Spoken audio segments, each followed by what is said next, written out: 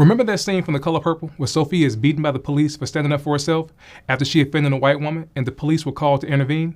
Well, that's not new.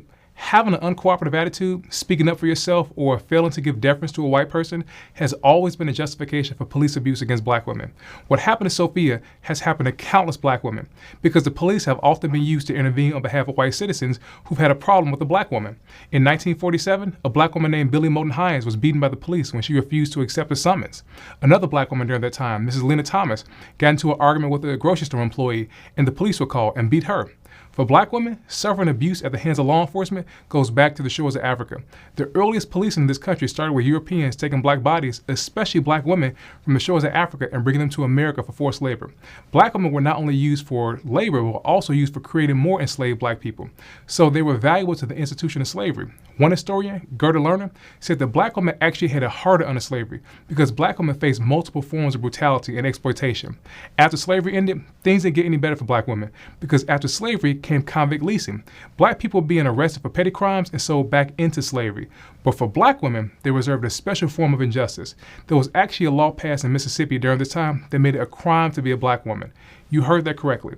After emancipation, Mississippi made it illegal to be an unemployed black woman. And if you were found to be, then you would be declared vagrant, arrested, fined, and imprisoned. And those that couldn't pay the fine would be sold out to hire by anyone who could pay that fine. During the Civil Rights Movement, black women, not just black men, were constantly abused by the police. Famed civil rights organizer Fannie Lou Hamer was beaten and arrested and assaulted by the police. And it wasn't too long before 3 white men came to my cell. One of these men was a state highway patrolman, and he said, "We're going to make you wish you was dead." Remember in The Color Purple when Sophia was forced to work for Miss Millie? Well, that's not new either. Just like under slave codes and black codes, the police have always been used as tools for enforcing employment of black women.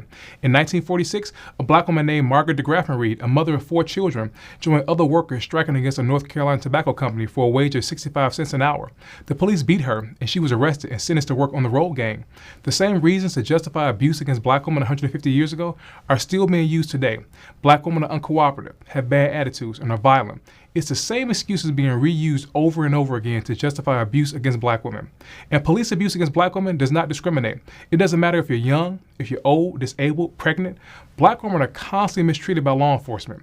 Whether that is an elderly black woman suffering from a mental health crisis like Eleanor Bumpurs was, who was a 67-year-old black woman who lost her life when the police tried to evict her from her apartment and instead took her life, or a child like Ayanna Stanley Jones, who was 7 years old when the police executed a botched raid on her home and they fired her as she slept on her sofa next to her grandmother.